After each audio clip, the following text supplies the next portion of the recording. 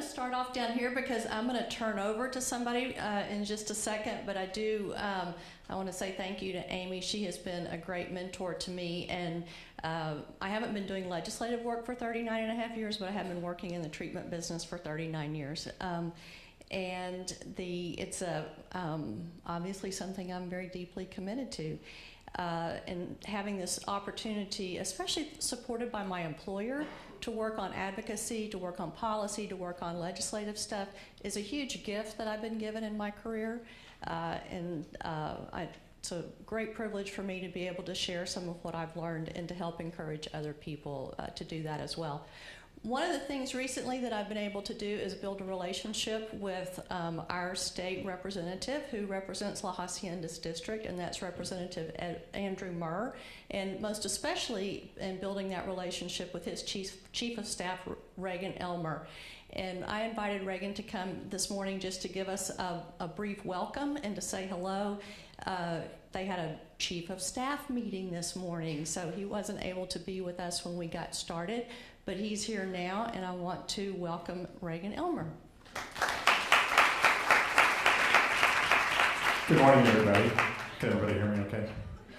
Thank you for having me, and thank you, Sherry, for that wonderful introduction. We did have a nice little Chief of Staff all kind of meeting this morning where we learned about some of the changes in electronic bill filing and resolution filing that we'll be seeing in this next legislative session. No major changes for any of you that are familiar with the process, just a couple little minor tweaks. Sherry had asked me to discuss some of the important things that you'll need to know when interacting with offices and members as we approach session. And don't be frustrated when you reach out to an office to talk about a policy area that interests you when you don't actually get to chat with the member. During the legislative session, you can see lots of graphs and charts as to how many bills are filed versus how many bills actually become law. And we're compressing all that into a 140-day period, which is compressed even more by the House rules that state when you can start hearing bills in committee, when can bills be debated on the floor, so it actually even shrinks that 140 days down a little bit. So you're trying to push that many bills down into a funnel like this towards the end of the 140 days. So actually getting to visit with your member is special, and use that time wisely and be respectful of their time, because they've probably foregone 5 other things on their day to spend time to meet with you. However, it's not quite the same with staff. I'm not on the House floor with my boss. Sometimes I'm in committee with my boss, but not all the time. So I'm typically in the office, and if I'm not, my LD is legislative director or a legislative assistant or another person that may not carry the title that the member carries, but they're certainly as important because they have a direct audience with their boss, the member, on a very regular basis. I spend more time with my boss during session than he spends with his kid. You know, that's just the nature of how often we're here and how much time we spend in the office together. The other thing I'll mention, and then I'll kind of close, when you come into a member's office during session, come in with a specific purpose. And Sherry was great about this when I got to know her last session working for Representative Murr. There's a bill that's up before committee. It's HB 1234, and we oppose it for this reason, or we support it for this reason. Here's a little bit about what it's going to do to people in your district. On the flip side of that, if you come in and say, oh, we really care about substance abuse and we really care about mental health, we just want your help. During session, that's going to be great to hear, but I need to know how you want me to vote on this bill. The other thing that you might take into consideration with that, look at the committees on which the member sits, and my boss sits on House Transportation and Culture, Rec, and Tourism. So when folks come to talk to me about public education, I'm like, that's great, leave me a flyer. When there's a chance for us to vote on that bill or influence that bill, I'll do so at that time. But I've got 300 transportation bills to read and bills that affect Texas parks and wildlife before I want to work on public education bills. So again, don't be discouraged if you go in an office and they say, oh, well, this touches substance abuse. Like Dwayne mentioned, this is probably going to go to criminal justice or criminal jurisprudence, and my boss doesn't sit on that committee. So I appreciate your time. Thanks for stopping by. Feel free to come back when it passes committee and actually passes calendars and gets to the floor, and I have an opportunity to make a change at that time. So just be respectful of the time that goes into the process, because all of you are wonderful advocates, and I can tell by your participation today that you want to learn more and you want to be good at your job. But the more you come into an office and camp out, and I don't want to say waste time, but talk about a lot of things that aren't important to that member at that time, it's going to make your legislative priorities less of a priority to the person whose time you've now perhaps wasted. So just kind of think about that when you're setting meetings and going into offices. Have a targeted agenda, and know that the shorter you can get your message out in a very accurate and succinct way is going to be better for the member and the people with whom you're meeting. That's all during the session. During the interim, times like right now, I'd love to talk about your lofty goals and why it's important in a general 10,000-foot view, but during session, quite the opposite. So with that, I may have taken more time of your allotted time than I wanted to, but if anybody has any questions, I'll hang out here for a few minutes, and I'm happy to stand in the back if somebody wants to ask me any specific questions or whatnot. But other than that, thank you, Sherry, for having me.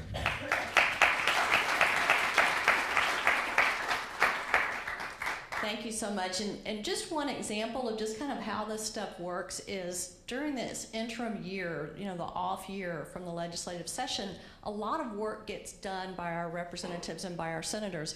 And during this off year, I don't know if it was the governor who initiated it, the speaker of the House established a select committee on mental health and charged them with studying the behavioral health and substance use treatment services across the state.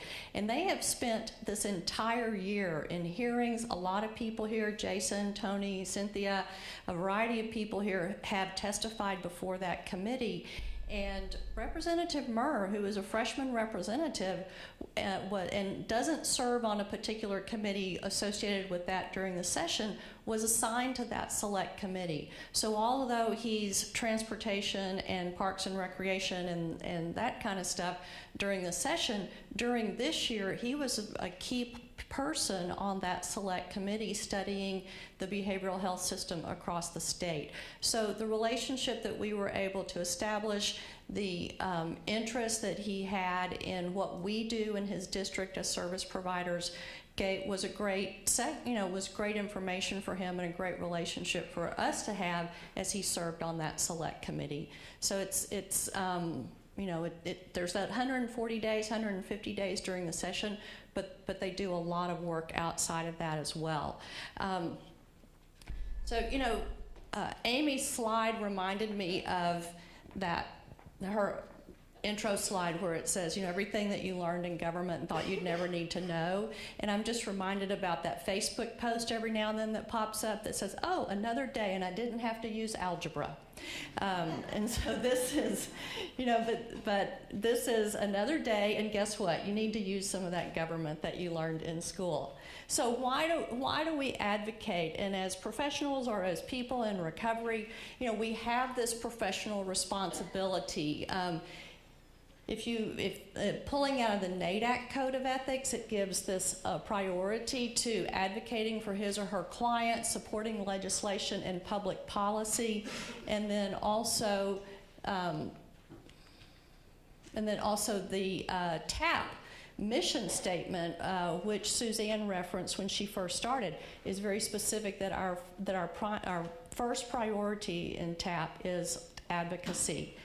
And so, it's up to us to make our information, to make the information known, to make the issues known, to make the concerns known. And this top quote is, when we are silent, we allow others to define us. And that's, I don't know who said it. It came out of the Anonymous People movie, and it's something that has really stuck with me. And, you know, it's part of my motivation. If I'm not telling the story, they're getting this information somewhere else. And oftentimes, this is where they get it, okay? My elected officials, they go through the same grocery store lines that I do. And they're blasted with this kind of stuff every day as they're exposed to the media. And the media does not represent us well, does it? You know, we look pretty pitiful in, you know, if you look at just straight up media representation. They don't talk about the celebrities who have 20 plus years of recovery and that they're just living their lives, you know, and doing their thing. They do talk about Philip Seymour Hoffman. After 20 plus years of recovery, had a relapse and overdosed and died. But what do they talk about him as? Junkie actor dad.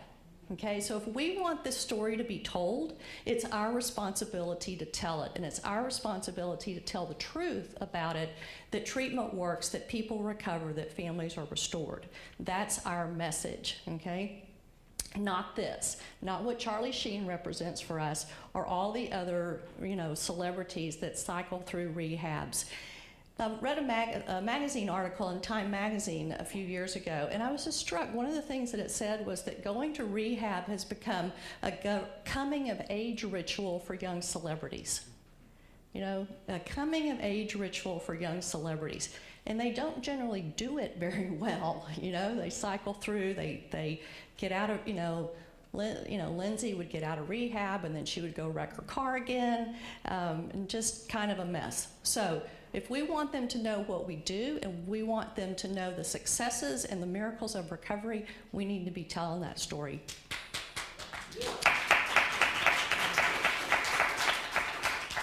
I just love it when people clap when I talk. Okay, so we are all in the advocacy business, and people say, oh, that's great. You know, Sherry at La Hacienda, she does a great job on advocacy. We're going to let her do that, you know, or Grace at Hayes Caldwell Council, or Cynthia at ASAP, or Amy at Charlie's Place. They're doing a great job for us. We're just going to let them do that. Guess what? There's 150 state representatives, is that right? 150 state representatives, and only one of them really cares what I have to say, and that's the one that I can vote for. The rest of them, they don't really care what I have to say. They're polite, but they don't really care.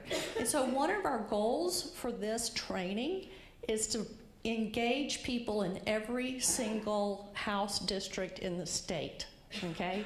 We need people, and so that's the reason that we had you do who represents me. We want to know who's here. We want to know where the holes are that need to be filled. And then guess what? We're going to ask you to help us engage other people because you know how important this is. Otherwise, you wouldn't be here today, okay? Or somebody bribed you to come. I don't know. But, okay, and here's my friend Grace. Raise your hand, Grace. And she said this one day. We were at an ASAP board meeting, and she said this one day very matter-of-factly, but matter-of-factly with passion, which is kind of how Grace talks. And she said, our destiny is ruled by people who don't know what we do, okay? It is our elected officials who determine the funding, who determine the laws that are passed, who determine the regulatory influences from policy, all of this stuff. And these are folks who, by and large, have no idea what we do. And sometimes what they think we do is not necessarily accurate because perhaps their lives have been influenced by someone with a substance use disorder, and it hasn't necessarily been a positive impact.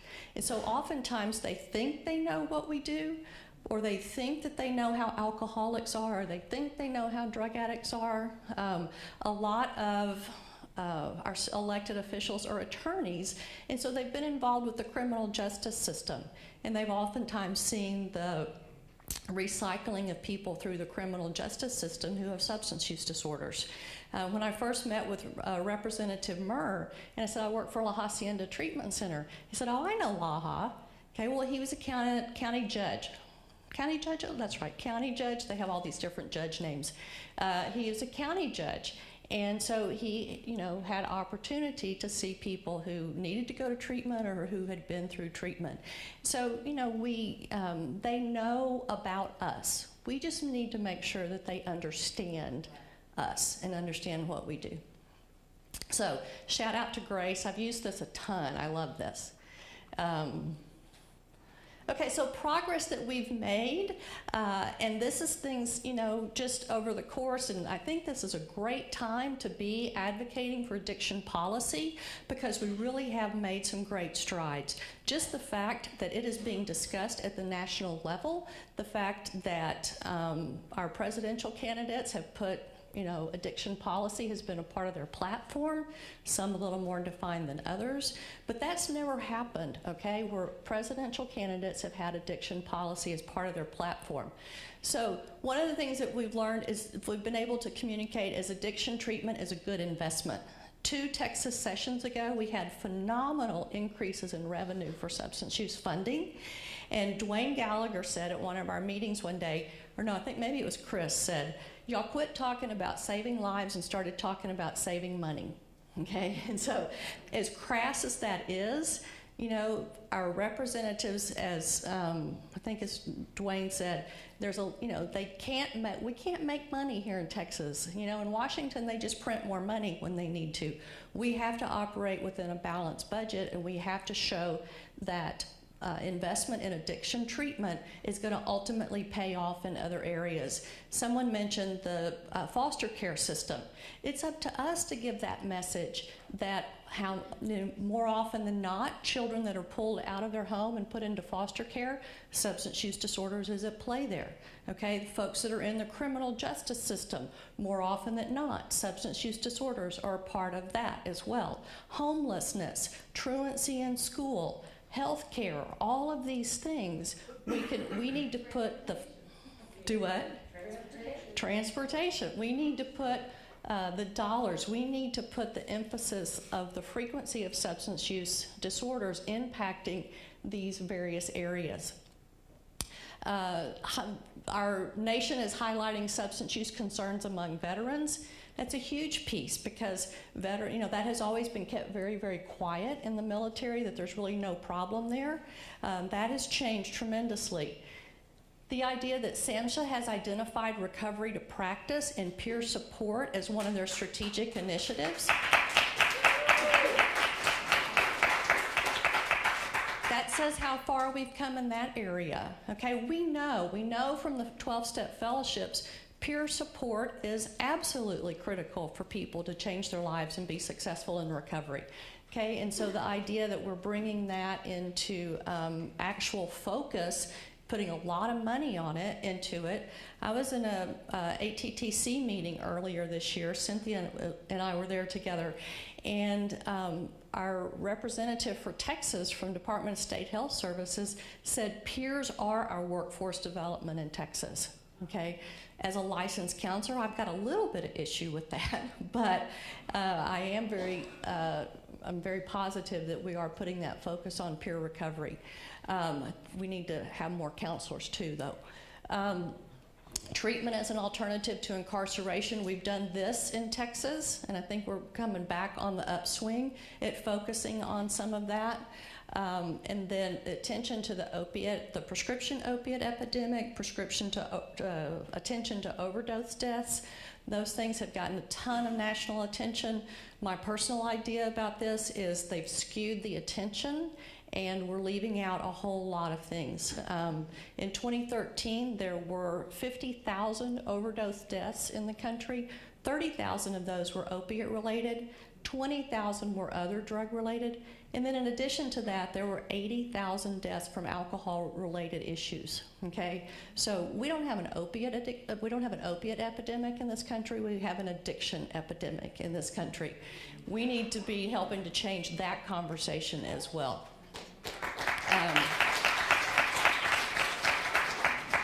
So y'all need to talk about that. And then SAMHSA, another strategic initiative that SAMHSA has is workforce development.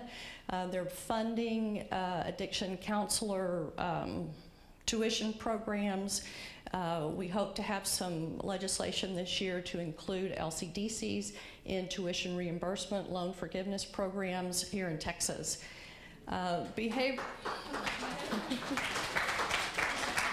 This is fun. Y'all just keep clapping. Behavioral health is integral to overall health. Well, duh, okay? We know that. Everybody else has finally decided that that's a good idea too. And then minority fellowship grants. NADAC is actually an administrator for the SAMHSA program. We're into the second year of this. That there's up to $18,000 available in tuition stipends for people that are getting a master's degree in addiction-related counseling degree program. And so the fact that we're included in that, it's called the Minority Fellowship Program for Addiction Counselors. There's been minority fellowship programs for all kinds of mental health professionals for many, many years, some as long as 40. But we finally got included in that. So that's a cool thing. It says that we're making progress. So addiction advocacy at the Capitol, put this on your calendars now. It is March the 7th, and we will be back here at the Capitol, and we will have breakfast. We will have one of our one of our elected officials who will welcome us and give us a rundown on kind of things that are going on. And then we will go out and we will have appointments with our elected officials, most likely their staffs, which is incredibly valuable, and thank you so much for making that point. So you want to save the date and put that on your calendars. You can get your phone out now and do that. Just don't start checking your emails. Okay, so we did the Who Represents Me, and now our goal between today and March the 7th, and really and truly our goal between today and January 1st, because it's going to get really, really busy after January the 1st, but our goal is that you will leave here, and Kimber and I will talk more about how to do this afternoon, but that you will leave here and that you will begin to reach out and establish a relationship with your elected officials in your home district, okay, before they have to come to Austin and be here 20 hours a day for those 140 days. So on Who Represents Me, when you looked that up, you got not only their Capitol address and phone number, but you also got their district address and phone number. So I'm going to refer you back to that at some point for you to say, I need to make an appointment with Representative so-and-so back in Houston or in Austin or in Waco or in Kerrville or in, Amarillo or whatever little bitty place that, they have district offices. And also getting to know their staff in your district. They can be tremendously helpful to you if you get to know their staff in their district. Okay, on March the 7th, and I have to tell you, this is, the turnout for this is incredibly encouraging, as everybody who's been up here has said. We've been so excited. But, we have always done a legislative conference, and we've done it in conjunction with Capitol visits. So you came in the morning, you got some training, you had some lunch, and we sent you off to the Capitol to go and visit with your elected folks. And, really what we found was that not very many people actually did that. Not that many people made the walk up to the Capitol, and I think a lot of factors were in play. I think timing was an issue. I think it's kind of intimidating just to say, okay, here I go, I'm going up there now, and people didn't know to make appointments ahead of time. They weren't sure where to go. Maybe they'd never been to the Capitol before. And so that was one of our reasons of having you here today, is so that you're better prepared for March the 7th. And between now and then, you're going to be getting information about legislative issues that are coming up, bills that we want to support, bills that perhaps we have some concerns about. And so, the goal for you to be here today is so that you're back here on March the 7th and you're part of Capitol Day and you're making appointments with your elected folks. You're going into those offices, probably going to talk to a key staff member there, which is no problem at all. You have not gotten shortchanged at all, as Reagan did such a good job of pointing out. And so we want you to do that with your representative. We want you to do that with your state senator. And you're most likely going to meet with their aides that follow healthcare issues, and that is just fine because they're taking information and they're really calculating who's coming in support of what, who's coming in not in support of something. They're feeding that information to your elected person, and so having the opportunity to sit down and talk with them about some of these things is very, very important and doesn't diminish your success at all. The other thing we're going to do on Capitol Day is after we have breakfast and do a little bit of briefing stuff, we're going to go out on the Capitol steps and we're going to take a big picture of everybody. And then from there, we're going to say, okay, go to your appointments that you've already scheduled.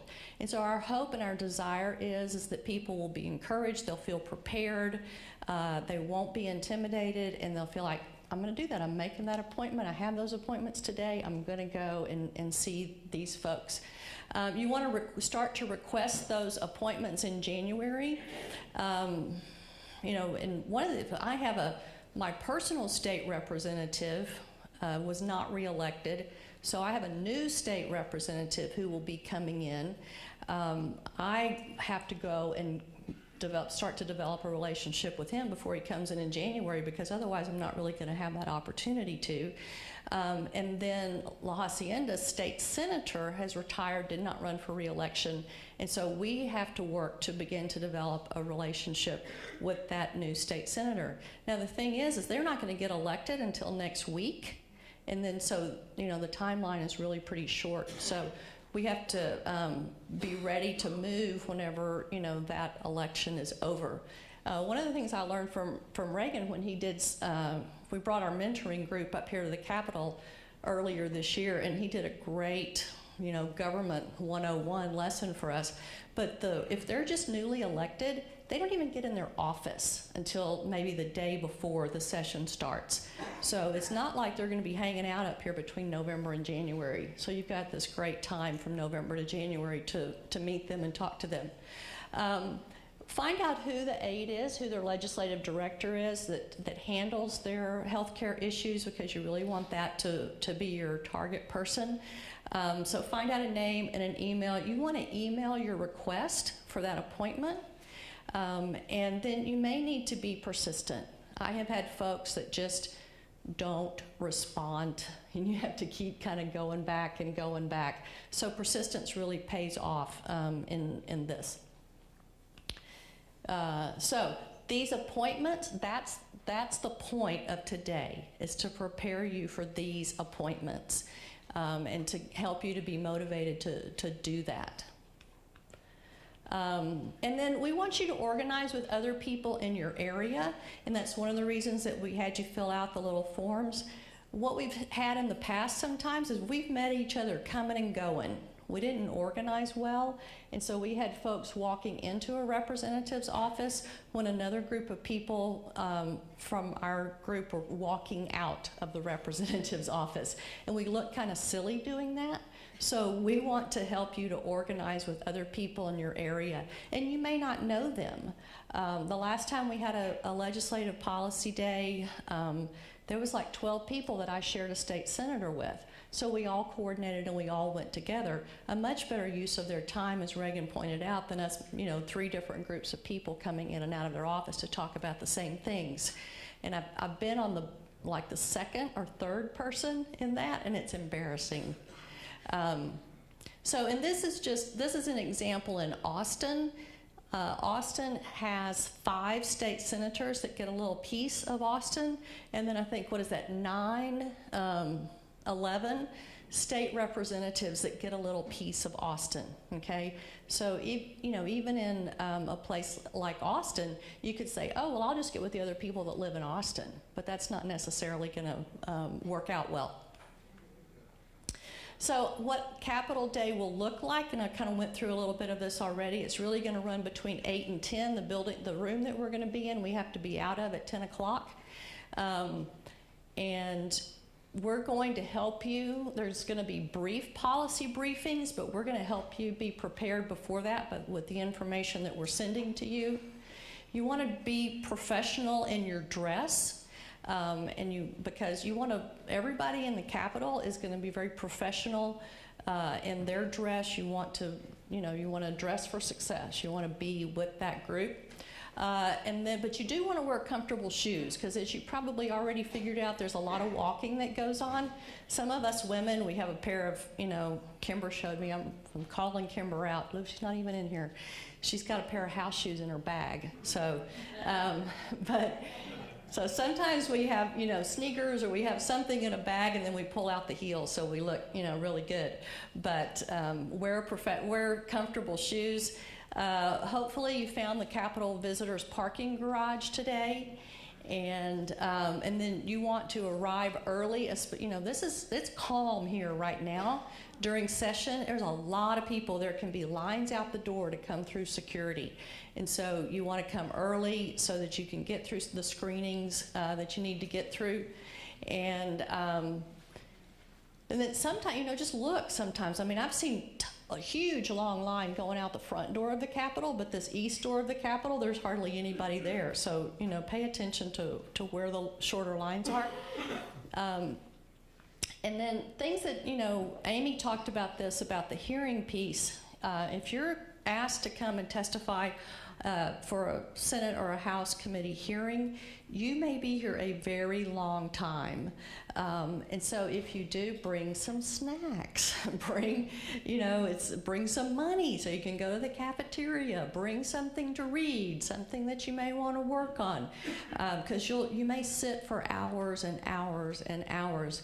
And sometimes you're in and out in 20 minutes. You just don't know. So be prepared if you're going to come in for a Senate hearing or you're going to come in for a House committee hearing.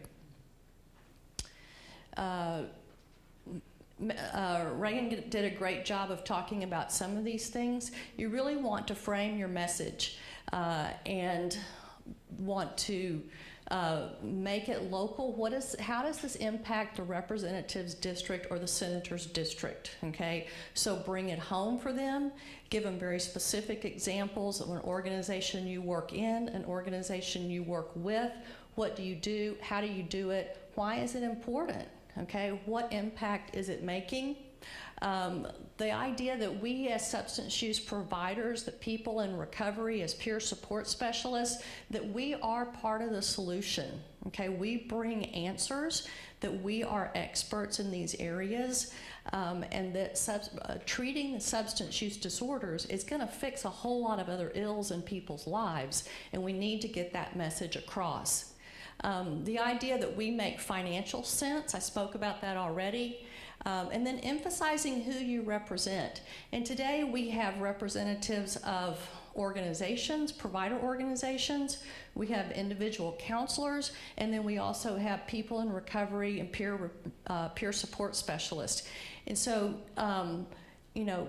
emphasizing who you represent. In my case, when I'm representing La Hacienda, I talk about who we are as an employer in that district. We employ 180 people. It doesn't take a rocket scientist to figure out that's probably 300 to 400 votes, okay, out of that one employer. And so people, they kind of multiply that impact. So being able to talk, how does emphasizing who you represent, also emphasizing the people that we serve. We have a responsibility to advocate because those who are still deep into their substance use disorder are not able to be here to speak for themselves, okay? The disease doesn't allow us to do that. It disables us from being able to be an effective advocate. And so those of us who have found recovery in our own lives, those of us who represent those who treat people with substance use disorders, we take on the responsibility of advocating for those who are still active in their disease. And then, as Reagan said, singleness of purpose here, okay, and nonpartisan when you come in to meet with these folks. We're here to talk about one issue. If you want to take the things that you've learned today and apply them to other, areas that you feel passionate about, that's great. Go ahead and do that. But when you make appointments to talk about addiction-related issues, just talk about addiction-related issues, okay?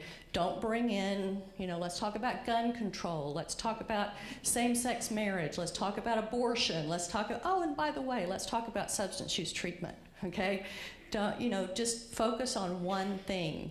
And then also, it doesn't matter what your political affiliation is, your elected official is your elected official. Okay, you dance with who brung you, so to speak, and you connect with that person as your elected official, and you honor and respect that they are there because the majority of people elected them to be there.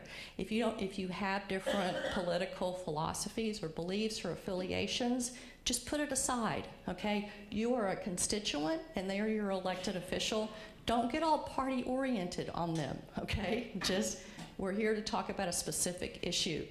And then offer to be their expert. Make sure that they know how to contact you and what ways that you can help them should things come up that they need more information about. And then, as Reagan said, value their time. I had a U.S. representative who told me one time, be smart, be brief, be gone. Basically, know what you're talking about, say it, and get out of and get on with it. Get out of the office so they can go on to other things. They're not looking for a new best friend. You're not looking for a new best friend, okay? So no, be very focused, and Reagan did a great job of talking about that. Their time is incredibly limited, and they've got a lot of stuff going on. You need to say what you need to say thank you very much, and be done. The after party, what do you do after that visit? Follow up, follow up, follow up. If they sent you, if you told them that you were going to get them information, get them that information. Send a thank you note. Reagan, he did our mentoring group, and he said, all your people sent me this great thank you email. I said, well, yeah, that's what they're supposed to do, okay? So say thank you for their time, and then if there's bills that you're following, you're asking them to follow, keep them posted on developments. You can just simply say, bill so-and-so, it came out of committee, we're anticipating that it will come up for a vote, we would like you to support this bill. So just keep them posted on that so that, do what homework you can do for them on your particular issues. And then this afternoon, we'll come back and we'll talk about what more can you do back at home. Kimber and I are going to talk specifically about that this afternoon. I think that's the last one. Oh, and this is a tribute to my buddy Robert Miles, who has been a great mentor to me in advocacy. This is actually one of his slides, and the impact of what we do. As Amy started out with, only 10% of folks stay involved after the election is over and stay involved about influencing the legislative process. And so, a phone call they say, equates to about 50 votes. I don't know if this, Robert might have made this up for all I know, but it sounds really good. But what we do does have a big impact, and the fact that you're here today and the fact that you'll be back here on March the 7th is going to be an important part of moving addiction policy forward.